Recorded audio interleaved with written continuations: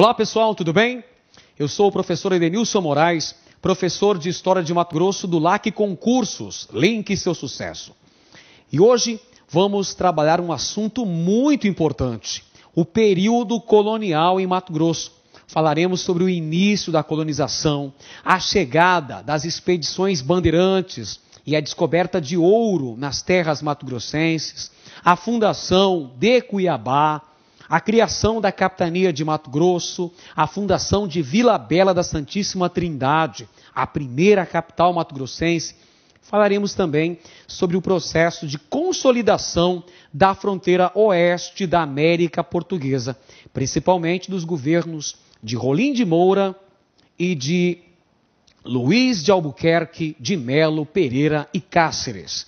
Pois bem, senhores, então abordaremos o chamado período colonial em Mato Grosso.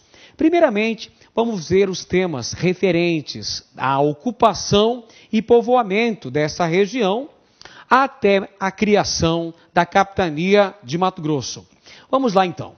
Falaremos sobre temas importantes, como a atuação das expedições bandeirantes, as expedições que partiam da capitania de São Vicente, posteriormente denominada de capitania de São Paulo, e adentravam aos sertões, se internavam nos sertões brasileiros em busca de riquezas, variadas riquezas, como por exemplo, os índios. Os índios eram destinados à escravização no Planalto Vicentino, mas além disso veremos que haviam outros tipos de bandeiras.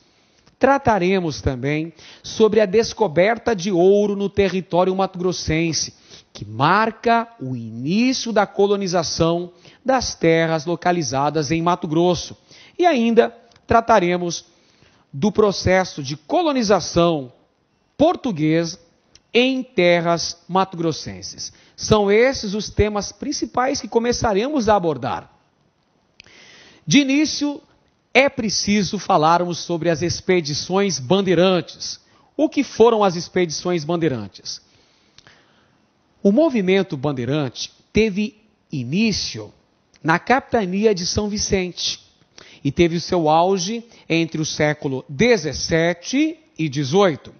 É interessante entendermos quais são as condições históricas que favoreceram o surgimento dessa importante atividade econômica, as expedições bandeirantes. As bandeiras eram grupos armados que percorriam o interior da colônia em busca de riquezas. A origem histórica das bandeiras é a capitania de São Vicente, que mais tarde foi denominada de capitania de São Paulo. E haviam variados tipos de bandeiras. Eis aqui as principais. Bandeiras que eram expedições exploradoras, haviam dos seguintes tipos. Anote aí. As bandeiras de apresamento, também denominadas bandeiras de caça ao índio, ou bandeira de preação. Dedicava-se à caça ao indígena destinado à escravização. Outro tipo de bandeira, senhores, eram as bandeiras de sertanismo de contrato, que se empenhavam na destruição de quilombos ou outros serviços no interior da colônia. Havia ainda um terceiro tipo de bandeira, muito importante também, as chamadas bandeiras de prospecção ou mineração, que dedicavam-se, evidentemente, à busca de metais preciosos no interior da colônia. Um aspecto importantíssimo é entendermos por que razão o movimento bandeirante teve sua origem histórica na capitania de São Vicente. Veja, senhores, é uma razão bem simples. A capitania de São Vicente não conseguiu concorrer com a produção de açúcar das capitanias do norte, nordeste brasileiro, notadamente Pernambuco e Bahia, que tinham uma elevada produção açucareira. Devido a vários aspectos geográficos e econômicos, a capitania de São Vicente não conseguiu concorrer com a produção açucareira de Pernambuco e da Bahia. Sendo assim, esta capitania passou por um processo de estagnação econômica, um processo de crise em sua economia, surgindo daí atividades paralelas, atividades complementares, tais como a agricultura de subsistência e as expedições bandeirantes. Se você, meu caro aluno, está percebendo o desenrolar dessa aula, entendeu que as bandeiras foram uma válvula de escape, uma tábua de salvação para a crise econômica vivenciada na capitania de São Vicente. Então é nesse contexto de isolamento, de crise econômica da capitania de São Vicente, é que surgem as expedições bandeirantes. Por exemplo, as bandeiras de caça ao índio, uma vez que o escravo indígena era mais barato do que o escravo africano. O período histórico do auge do movimento bandeirante no Brasil foi entre os séculos 17 e 18. Durante a chamada União das Coroas Ibéricas, nós tivemos o surgimento dessa atividade no Planalto Vicentino. E as bandeiras tiveram importantes consequências. Na imagem nós vemos um tipo de bandeira muito importante no Brasil colônia durante os séculos 17 e 18. É a bandeira de apresamento indígena, a bandeira de preação ou bandeira de caça ao índio. No mapa nós temos o trajeto das principais bandeiras que cruzaram o território colonial português. As bandeiras partiam da capitania de São Vicente e adentravam os sertões brasileiros em busca de variados tipos de riqueza. Bandeiras de caça ao índio, bandeiras de sertanismo de contrato e as bandeiras de mineração. Uma característica importante, senhores, as bandeiras, elas não respeitavam os limites estabelecidos pelo Tratado de Tordesilhas. Lembra do Tratado de Tordesilhas?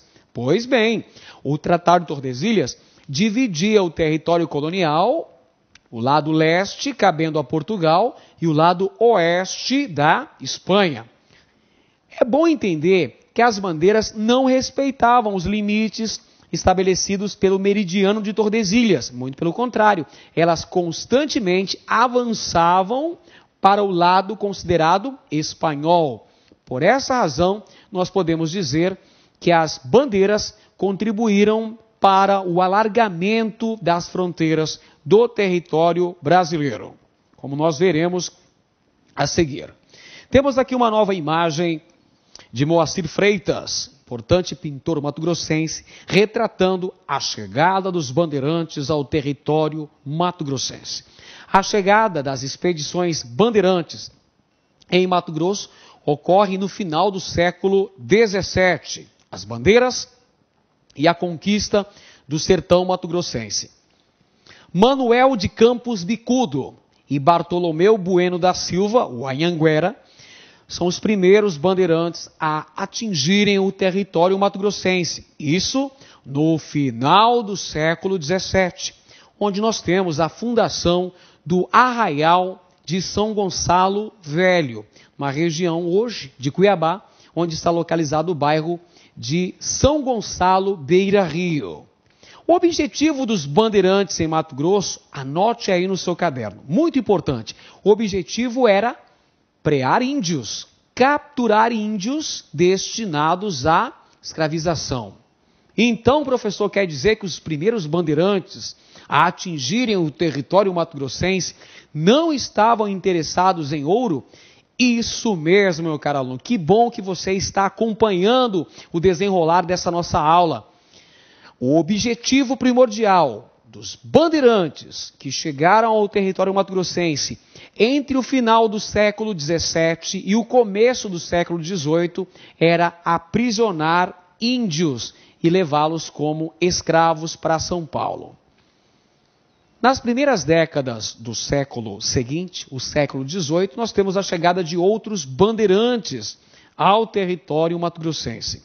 A bandeira de Antônio Pires de Campos chega até Cuiabá em 1718, na região do rio Cochipó-Mirim. O objetivo também da expedição de Antônio Pires de Campos, que era filho de Manuel de Campos Bicudo, também era aprisionar os índios Cochiponé. O objetivo era capturar indígenas destinados à escravização. No ano seguinte, é a vez de uma outra bandeira atingir o território mato-grossense. É a bandeira de Pascoal Moreira Cabral, que chega ao território mato-grossense também interessado no apresamento indígena. E acidentalmente encontrou ouro junto às margens do rio Cochipó. Perceba aqui um detalhe muito interessante. A bandeira de Pascoal Moreira Cabral, que veio no encalço da bandeira de Antônio Pires de Campos, também atingiu o rio Cochipó. O objetivo também era capturar indígenas, porém encontrou acidentalmente jazidas auríferas junto às margens do rio Cochipó. A bandeira de Pascoal Moreira Cabral entrou em confronto direto com os índios Cochiponé e empreendeu guerra com os índios da nação Cochiponé e recebeu o fundamental apoio dos membros, dos elementos da bandeira dos irmãos Antunes Maciel, que vieram socorrer os elementos da bandeira de Pascoal Moreira Cabral. Com a descoberta de ouro junto às margens do rio Cochipó, tivemos a fundação do Arraial da Forquilha, na confluência dos rios Cochipó e Mutuca. A consequência da descoberta de ouro pela bandeira de Pascoal Moreira Cabral foi o aumento dos interesses dos portugueses e também dos bandeirantes paulistas no território mato-grossense. Se até então o único interesse econômico dos bandeirantes ao virem para Cuiabá era escravizar os povos indígenas, com a descoberta de ouro em 1919, é claro que aumentou o foco de interesse tanto dos bandeirantes paulistas quanto dos portugueses em relação a Cuiabá, por conta da descoberta dessa importante jazida aurífera junto ao rio Cochipó. Tivemos, portanto, a fundação de um novo arraial, o Arraial da Forquilha, na confluência dos rios Mutuca e Cochipó. Veremos agora, senhores, de que maneira se processou o início da colonização das terras mato-grossenses. A descoberta das primeiras jazidas auríferas em terras mato-grossenses ocorreu em abril de 1719 pelos elementos da bandeira de Pascoal Moreira Cabral. A partir daí, temos, portanto, o início efetivo da colonização desta região. O estabelecimento também de uma ata do descobrimento de ouro na região, que valeu posteriormente como um documento fundador das Minas Cuiabanas. A seguir, tivemos, por parte da coroa portuguesa, a nomeação de João Antunes Maciel para o cargo de superintendente-geral das Minas e de Fernão Dias Falcão, nomeado pela coroa portuguesa, para o cargo de capitão-mor regente. Em 1722, ocorreu a descoberta da segunda jazida aurífera em território mato-grossense. Eu estou me referindo às famosas Lavras do Sutil, descobertas junto ao córrego da Prainha. Esse é o processo que leva Cuiabá de arraial a vila. Verão então esse processo, vocês irão analisar a partir de agora de que maneira que ocorreu o processo. Cuiabá passou de um arraial e se tornou uma vila em 1727. por ordem do governador de São Paulo, Dom Rodrigo César de Menezes. Bom, nesse contexto, senhores, ocorreu a descoberta das Lavras do Sutil em 1722, o estabelecimento de um abastecimento regular das minas cuiabanas ocorre durante o final da década de 1720, a vinda do governador de São Paulo para fiscalizar in loco a extração aurífera em terras cuiabanas. A elevação de Cuiabá à categoria de vila. Bom, como eu falei para vocês, em 1722, um outro sorocabano, o bandeirante Miguel Sutil, descobriu também de forma acidental uma nova jazida aurífera, que são as famosas Lavras do Sutil, descobertas junto ao córrego da Prainha. Córrego da Prainha, afluente do rio Cuiabá. Em 1722, a bandeira de Miguel Sutil descobriu essa importante jazida aurífera. De que maneira ocorreu essa descoberta? Bem, a chegada do sorocabano Miguel Sutil foi em 1722 e os elementos de sua bandeira descobriram ouro no córrego da Prainha, área central da atual cidade de Cuiabá, onde hoje se localiza a Avenida Tenente Coronel Duarte, também conhecida como Avenida da Prainha. As famosas Lavras do Sutil, que segundo cronistas da época, como José Barbosa de Sá, foi um dos maiores achados auríferos do século XVIII no Brasil. Com a descoberta das Lavras do Sutil, ocorreu um deslocamento populacional para essa região do córrego da Prainha, o início do povoamento às margens do referido córrego. Atenção para um detalhe muito importante. A descoberta das Lavras do Sutil no córrego da Prainha e a fundação do Arraial de Cuiabá é considerada a origem histórica da atual cidade de Cuiabá. Lembre-se que as Lavras do Sutil foram o segundo veio aurífero encontrado em terras cuiabanas. O primeiro havia sido no rio Cochipó, pela bandeira de Pascoal Moreira Cabral. Então, 1722, temos a descoberta do segundo veio aurífero em terras cuiabanas.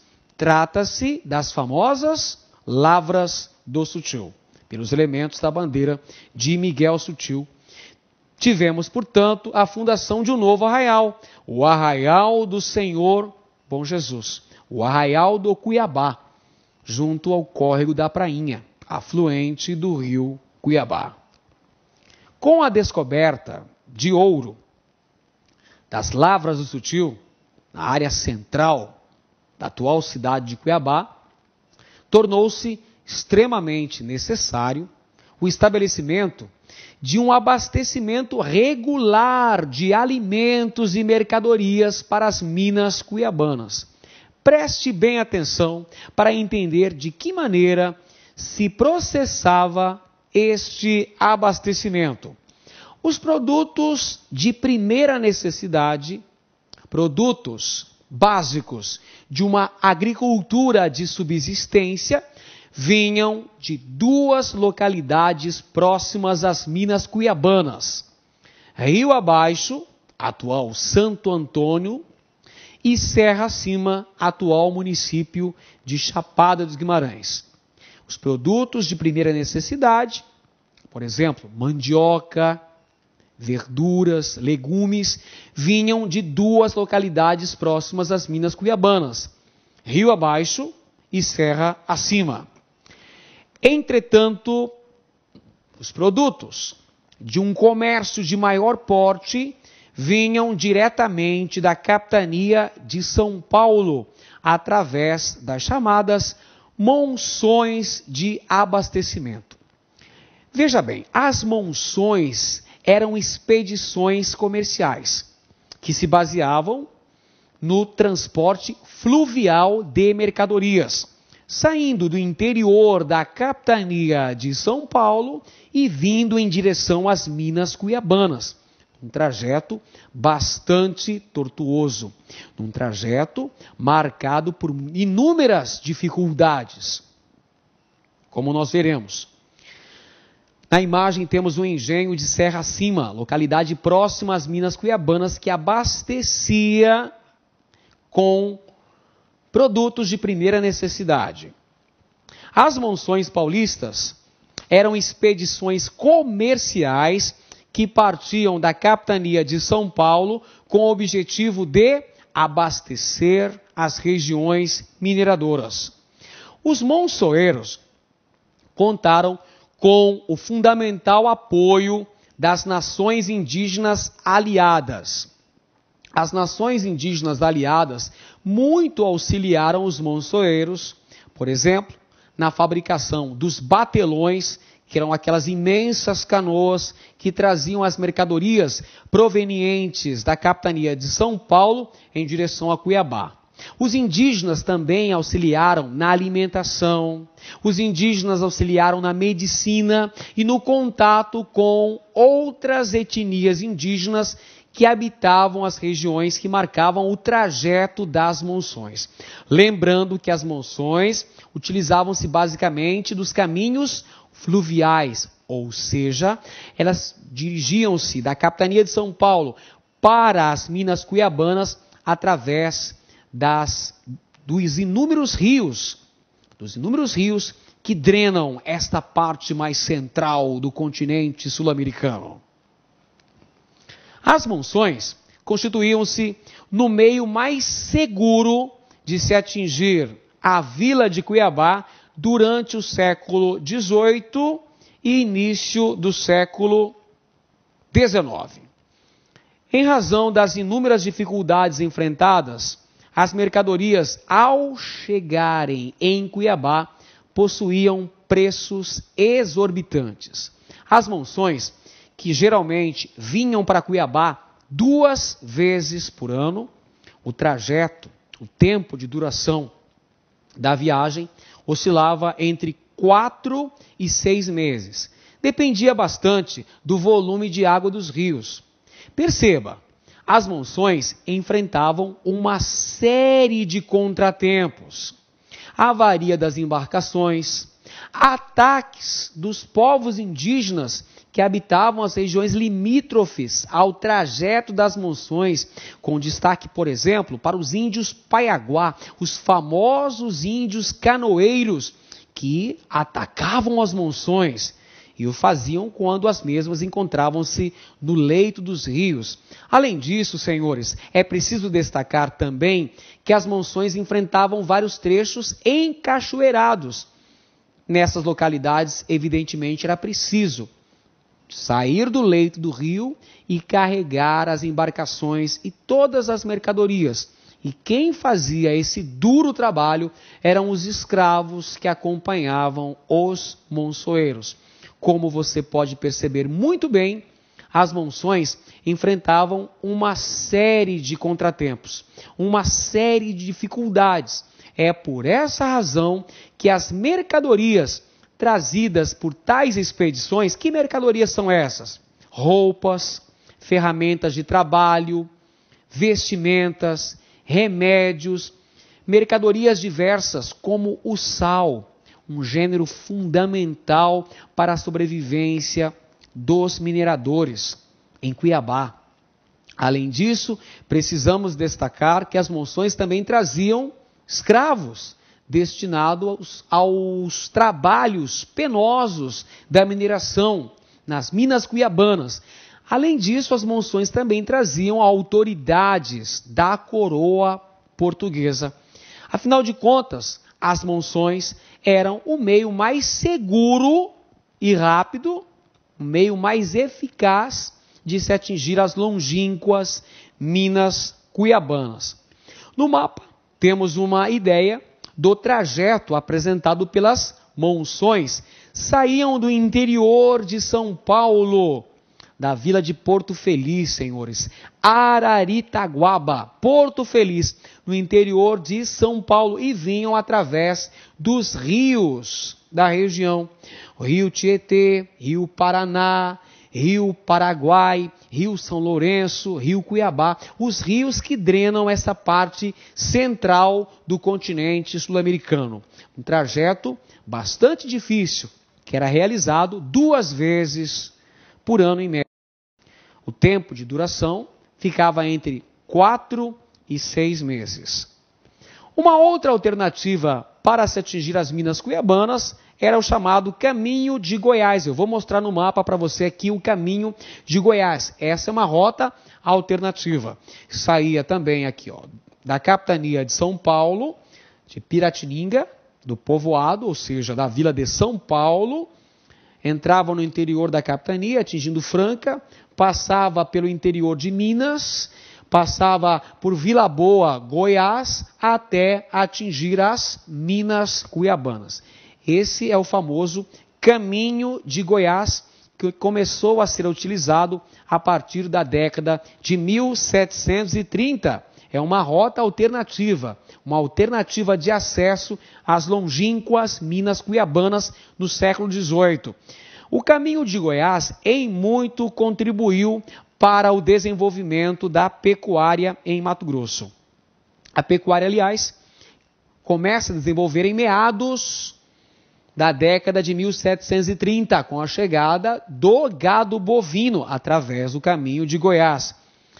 No princípio, a produção era voltada para o abastecimento interno, uma pequena produção de gado voltada quase que exclusivamente para o consumo interno.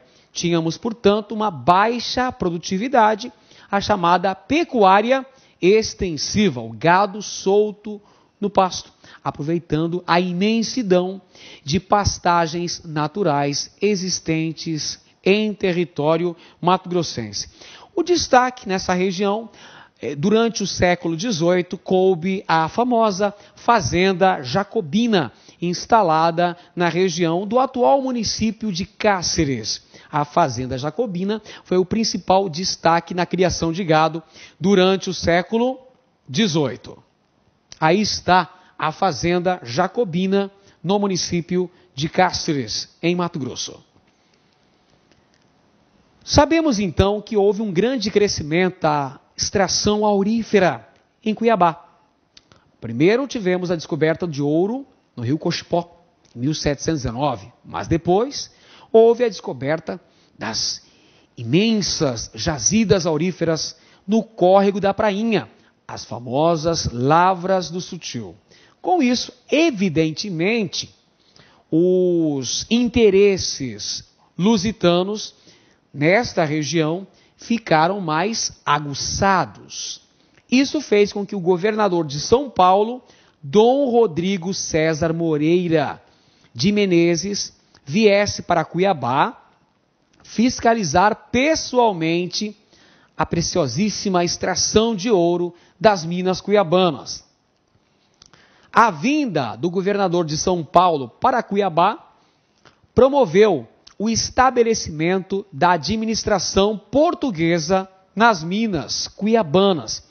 Além disso, favoreceu o aumento da fiscalização sobre a extração aurífera e o controle tanto da extração quanto da tributação e da entrada de mercadorias nestas terras. Em suma, pessoal, a vinda do governador de São Paulo, Dom Rodrigo César de Menezes, para Cuiabá, visava estabelecer o poder metropolitano português em Cuiabá, nas terras cuiabanas. Porém, é preciso sublinharmos que o controle político das minas cuiabanas era exercido por sertanistas ricos, comerciantes opulentos, com destaque para os famosos irmãos Leme, João e Lourenço Leme. Eles eram os mais ricos e influentes comerciantes locais. Tinha uma grande influência econômica e política nas minas cuiabanas. Afinal de contas, eles eram os principais comerciantes estabelecidos aqui nas minas cuiabanas. Eles detinham o controle sobre elas. E é claro que o governador de São Paulo sabia que os irmãos Leme representariam uma ameaça ao estabelecimento do poder metropolitano português em Cuiabá. Qual foi a reação então do governador de São Paulo? Bem, a princípio, o governador de São Paulo tentou cooptar os irmãos Leme, tentou aliciá-los, oferecendo cargos públicos. Entretanto, não surtiu efeito e houve uma cisão, uma dissidência entre os irmãos Leme e o governador de São Paulo, Rodrigo César de Menezes. Vejamos então como é que isso aconteceu. É o famoso caso dos irmãos Leme, ou seja, um processo de confronto direto entre os poderosos comerciantes locais e a autoridade principal da capitania de São Paulo. Lembrando sempre, senhores, que as minas cuiabanas estavam circunscritas à capitania de São Paulo. É por essa razão que o governador da referida capitania se deslocou até Cuiabá com o intuito de estabelecer o poder metropolitano nessas terras. Mas ele sabia que ele poderia enfrentar a oposição desses poderosos locais, os irmãos Leme. Portanto, primeiramente, o governador de São Paulo tenta aliciá-los, tenta cooptá-los, trazê-los para o lado do governador. Não consegue. Ele oferece cargos públicos a um dos irmãos, o cargo de provedor dos quintos. Entretanto, ocorreu um rompimento entre o governador de São Paulo e os irmãos João e Lourenço Leme.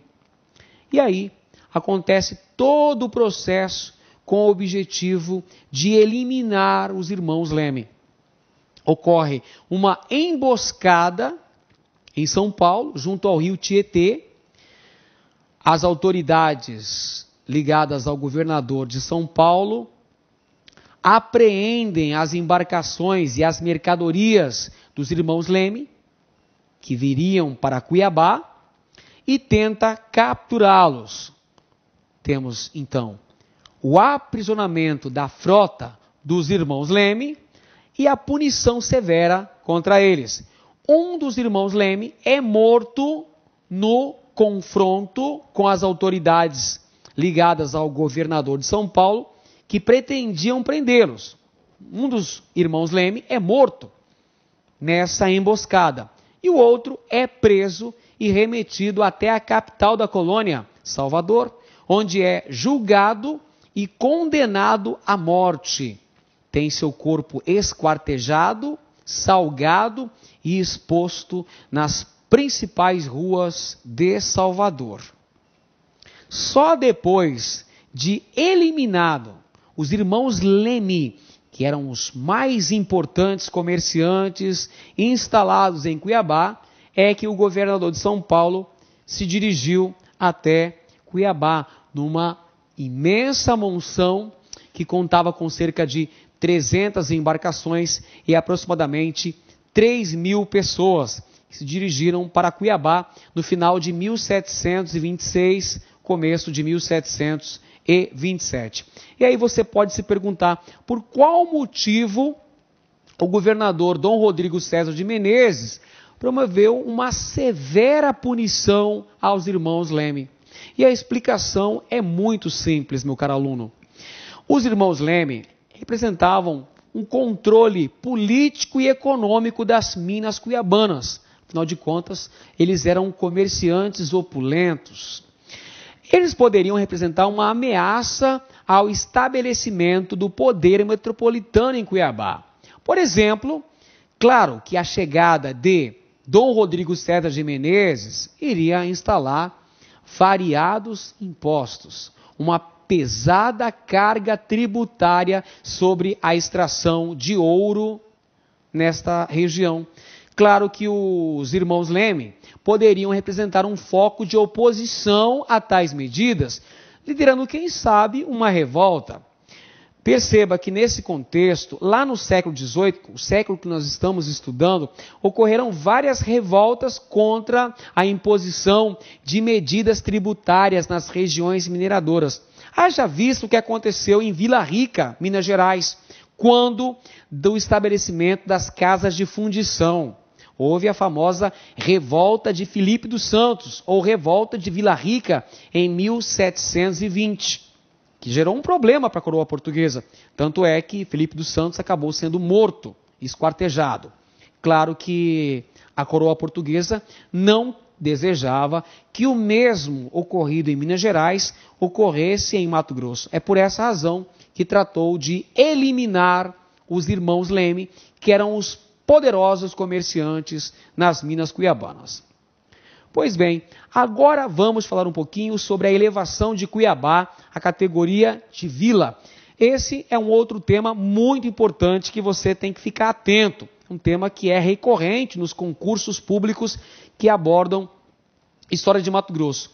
A elevação de Cuiabá à categoria de Vila Real do Senhor Bom Jesus de Cuiabá ocorreu em 1º de janeiro de 1727.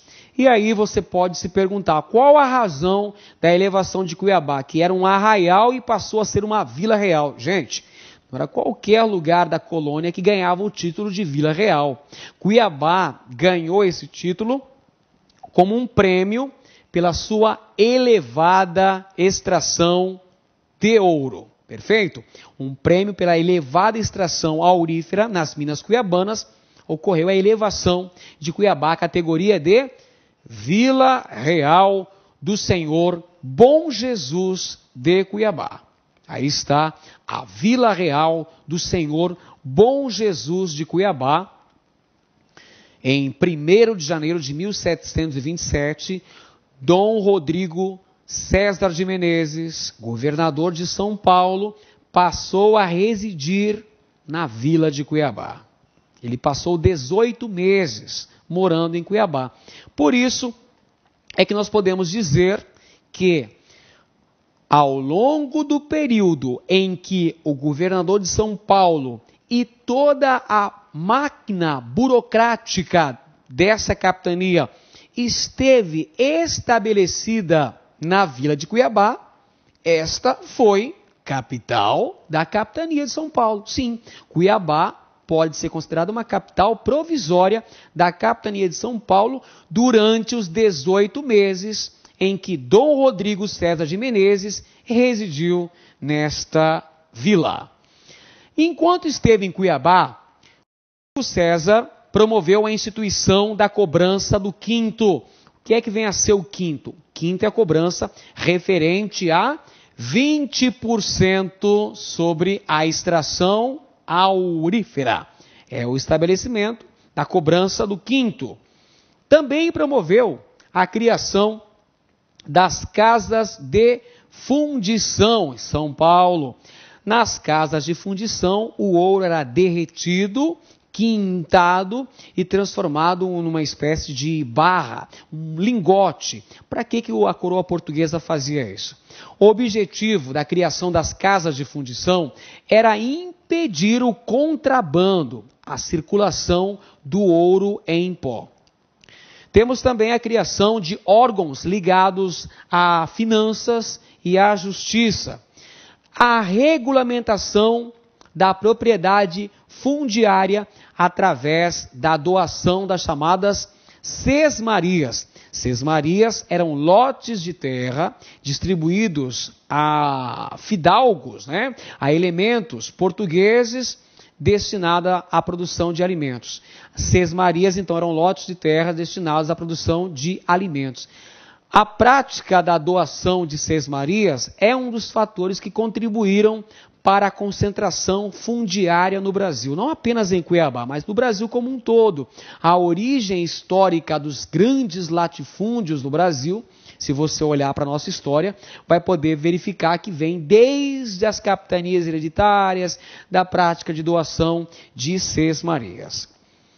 Dom Rodrigo César de Menezes promoveu o estabelecimento do poder metropolitano em Cuiabá. Ficou durante 18 meses residindo em Cuiabá. A propósito, quando da chegada de Dom Rodrigo César de Menezes em Cuiabá, ocorreram vários dias de festa. A população de Cuiabá comemorou com júbilo a chegada de tão importante autoridade portuguesa. Mas, dizem os cronistas da época, que quando de sua ida de volta para São Paulo, houve também muita comemoração por parte da população cuiabana. Afinal de contas, não podemos esquecer, Dom Rodrigo César de Menezes trouxe, entre outras coisas, inúmeras cobranças de impostos, cobrança do quinto, cobrança das casas de fundição, cobrança sobre a entrada de mercadorias nas minas cuiabanas. Ele entrou em um atrito com elementos do clero, com os colonos, enfim, ocorreram uma série de dificuldades. Também durante a estada de Dom Rodrigo César de Menezes na vila de Cuiabá, ocorreu a criação do Senado da Câmara de Cuiabá, ou seja, a Câmara Municipal de Cuiabá, ocupada pelos chamados homens bons. Os homens bons eram os ricos proprietários de terras, homens brancos, que ocupavam o cargo referente ao do vereador, trabalhavam no Senado da Câmara de Cuiabá. Um outro tema muito fundamental quando nós estudamos o período colonial em terras mato-grossenses, é estudarmos com muita atenção a resistência indígena. Afinal de contas, variadas nações indígenas enfrentaram com muita galhardia o avanço da colonização. Empreenderam uma tenaz resistência contra a expropriação de suas terras. Essa resistência indígena ocorria contra a escravidão, os maus tratos, as humilhações, em defesa de seus territórios primordiais, e tivemos como uma característica marcante do período colonial, não apenas em Mato Grosso, mas no Brasil como um todo, os atritos permanentes entre os portugueses, colonizadores, e os povos indígenas. Em relação a Mato Grosso, temos como destaques principais 3 importantes nações. Anote aí no seu caderno para não esquecer, porque pode ser um tema de questão no seu concurso público. As 3 principais nações que empreenderam uma vigorosa resistência diante do avanço da colonização foram os Paiaguá, os Guaicuru e os Kayapó. Aí estão os índios Paiaguá, exímios índios canoeiros, tinham uma habilidade incrível para sulcar as águas dos rios e desfechavam violentos, vigorosos ataques contra as monções. Temos também os índios Guaicurus, habilidosos cavaleiros. Os índios montavam a pelo no famoso cavalo pantaneiro. São 2 nações indígenas provenientes da região do Pantanal Mato-Grossense, tanto os Paiaguá quanto os Guaicuru. Temos ainda os índios Kayapós, usando as suas pordunas de madeira. As 3 nações empreenderam uma grande resistência diante do ataque, diante do avanço da colonização. E qual é a reação por parte da coroa portuguesa em relação a essa resistência empreendida pelos povos indígenas, notadamente Paiaguá, Guaicuru e Kayapó? Bem, senhores, a coroa portuguesa autorizou a chamada Guerra Justa. A legislação portuguesa autorizava a formação de expedições militares com o objetivo de exterminar todas as nações indígenas que representassem uma ameaça ao avanço da colonização. Portanto, Guerra Justa. Formação de expedições militares para reprimir os povos indígenas refratários à colonização. Objetivos principais da Guerra Justa: garantir a dominação do território e o avanço da colonização da coroa portuguesa. Resultado da Guerra Justa, senhores, muito importante: extermínio de diversas nações indígenas em terras mato-grossenses. A exemplo da nação Paiaguá. Agora vamos tratar especificamente sobre o processo de consolidação do território mato-grossense como território colonial da América Portuguesa. Falaremos então sobre a criação da capitania de Mato Grosso, que ocorreu no ano de 1748, outro tema fantástico, fundamental, outro tema muito recorrente em concurso público. Criação da capitania de Mato Grosso, ocorreu em 1748. Governo de Rolim de Moura, o responsável pela fundação da primeira capital de Mato Grosso, Vila Bela da Santíssima Trindade. Temos ainda o processo de abastecimento da capital de Mato Grosso. Falaremos sobre esses temas, sobre esse importante nobre português, Dom Antônio Rolim de Moura Tavares, o famoso Conde de Azambuja. Ele foi o primeiro capitão-general da capitania de Mato Grosso, um homem da mais estrita confiança do rei de Portugal, escolhido a dedo para ocupar o cargo de primeiro governador da recém-criada capitania de Mato Grosso. Como os senhores já perceberam, as terras localizadas em Mato Grosso estavam circunscritas à capitania de São Paulo.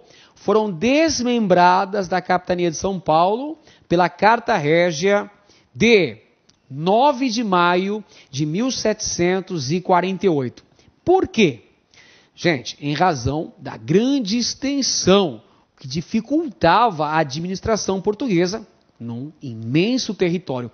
É por essa razão, e visando fortalecer a fronteira oeste, que o rei de Portugal, Dom João V, promoveu o desmembramento dessas terras em relação à capitania de São Paulo e a criação da capitania de Mato Grosso, com a nomeação de Antônio Rolim de Moura para o cargo de capitão-general da capitania de Mato Grosso.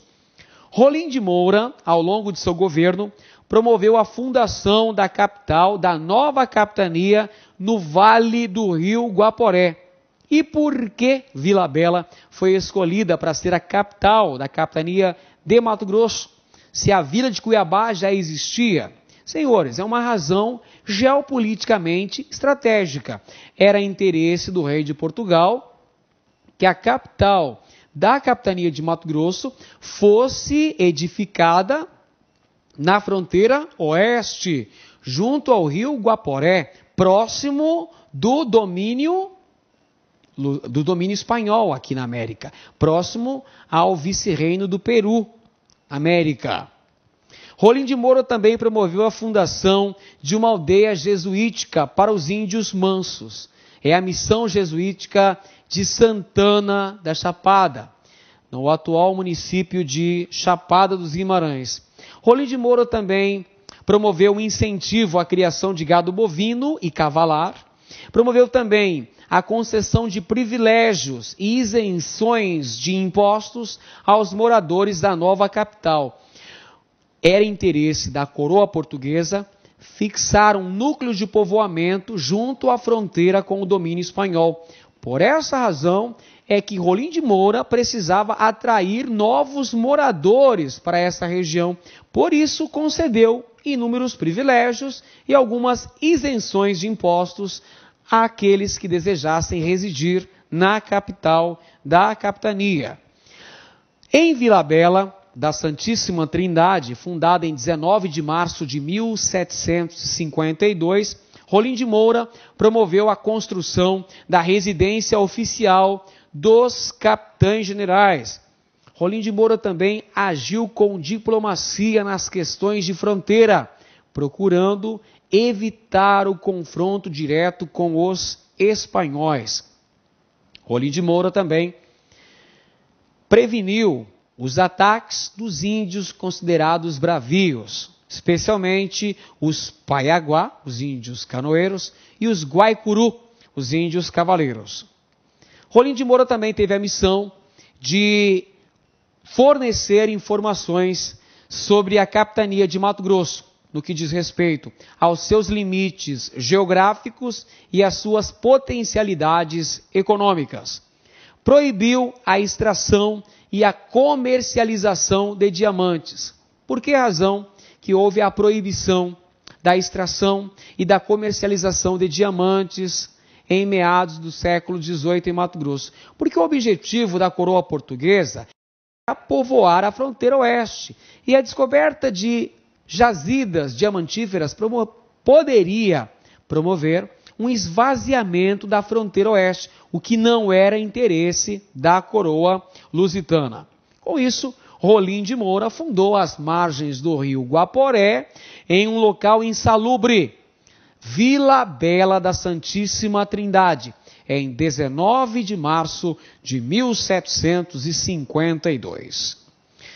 Com a fundação da capital, no Vale do Guaporé, claro que Rolim de Moura teve como uma de suas principais preocupações garantir o abastecimento da capital.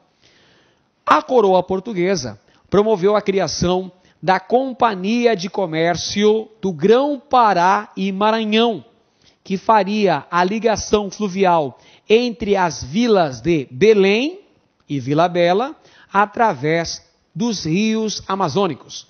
O rio Amazonas, o rio Madeira, o rio Mamoré e também o rio Guaporé, para promover o abastecimento da primeira capital de Mato Grosso, Vila Bela da Santíssima Trindade. A coroa portuguesa promoveu a criação da Companhia de Comércio do Grão-Pará e Maranhão, senhores. Queria abastecer Vila Bela com toda sorte de mercadorias, roupas, medicamentos, vestimentas, ferramentas de trabalho e principalmente escravos africanos. Essa companhia acabou extinta poucos anos após a sua fundação. E entre as razões principais que explicam a falência precoce dessa companhia de comércio são as pesadas dívidas da população vilabelense para com a referida companhia. No mapa nós temos aqui o abastecimento da vila,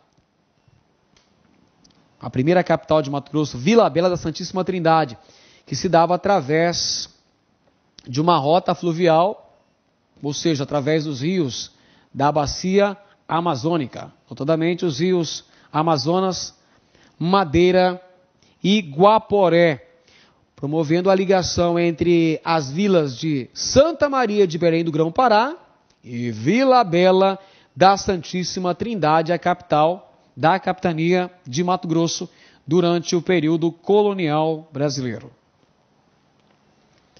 E um outro tema fundamental para essa nossa aula é entendermos de que maneira se deu a consolidação do território mato-grossense como um domínio colonial português.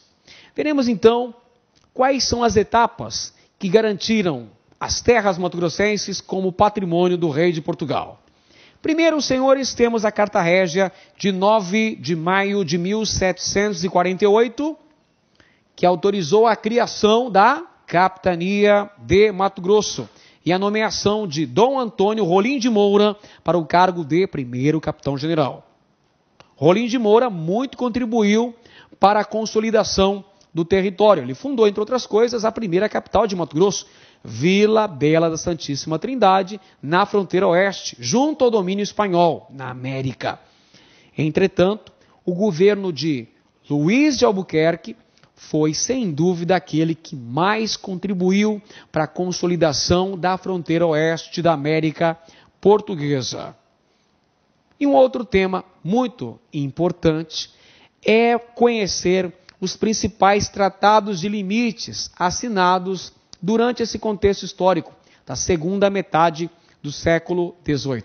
Temos a assinatura do Tratado de Madrid e do Tratado de Santo Ildefonso, que são os temas que nós trabalharemos a partir de agora, no que tange à consolidação da fronteira oeste no século XVIII. Bem, primeiramente, vamos recordar o processo de criação da capitania de Mato Grosso. As terras mato-grossenses estavam ligadas à capitania de São Paulo até 1748. Nessa data, essas terras foram desmembradas da capitania de São Paulo e foi criada a capitania de Mato Grosso, ao mesmo tempo em que foi nomeado Rolim de Moura para o cargo de primeiro capitão-general, como nós acabamos de ver agora há pouco. Rolim de Moura promoveu a fundação de Vila Bela, a primeira capital de Mato Grosso, que fora instalada em um local insalubre. Professor Edenilson, me explique isso aí. O que é um local insalubre? Ora, senhores, insalubre é um local que é pouco saudável, um local que causa danos à saúde humana. Vila Bela foi instalada em um local insalubre por causa do rio Guaporé e suas constantes inundações, que traziam muitas dificuldades para a população vilabelense. A principal delas, anote aí no seu caderno, a malária, epidemia de malária, uma moléstia terrível que causou pesadas baixas para a população vilabelense. Para os senhores terem uma ideia do que eu estou falando, até mesmo 2 capitães generais de Mato Grosso faleceram acometidos de tal moléstia. São eles, João de Albuquerque de Melo Pereira e Cáceres e Manuel Carlos de Abreu Menezes. Perceba a gravidade da situação. Vila Bela foi instalada em um local insalubre por causa da malária, que acometia boa parte de sua população, chegando inclusive a vitimar 2 governantes de Mato Grosso. Com a fundação de Vila Bela na fronteira oeste, assegurando assim o domínio desta região para a coroa portuguesa, nós tivemos o estabelecimento do poder metropolitano no Vale do Guaporé. É por essa razão, meus amigos, que Vila Bela foi a primeira capital de Mato Grosso e não Cuiabá. Por quê? Porque Cuiabá estava longe da fronteira oeste. Era interesse da coroa portuguesa instalar a primeira capital da capitania de Mato Grosso junto à fronteira com o domínio colonial espanhol na América do Sul. Proteção da fronteira é uma questão geopolítica.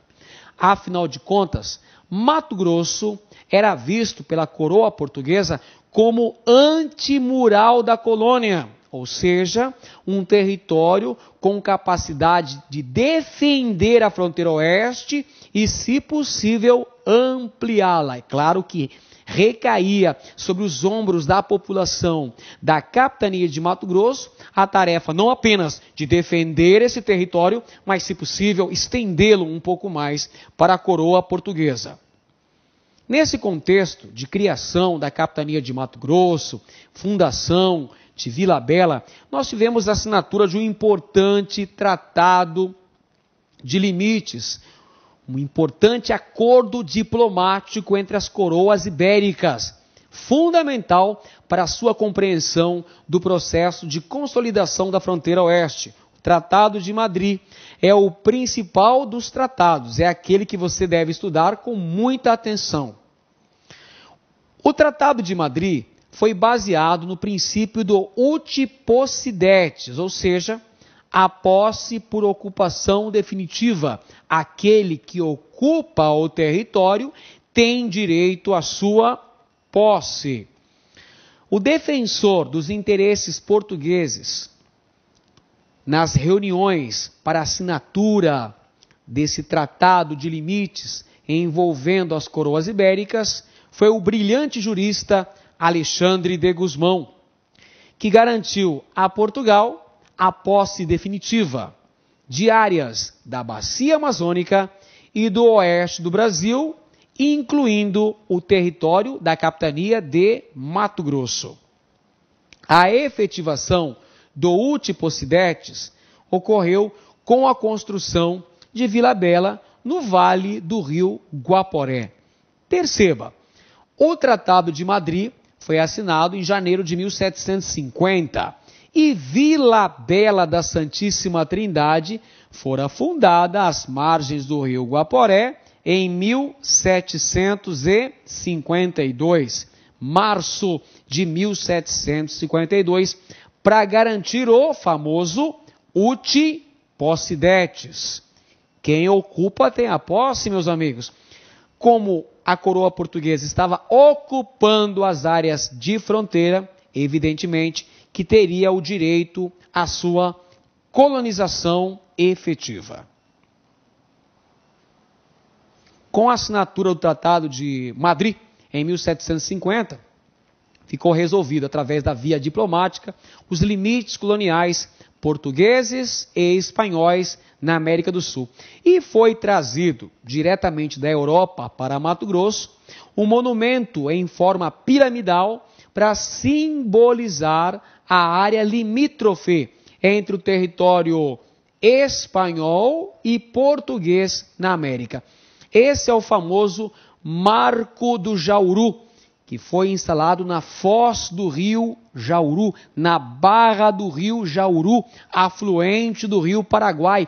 Este monumento piramidal simbolizava o limite territorial entre o domínio português e espanhol na América do Sul.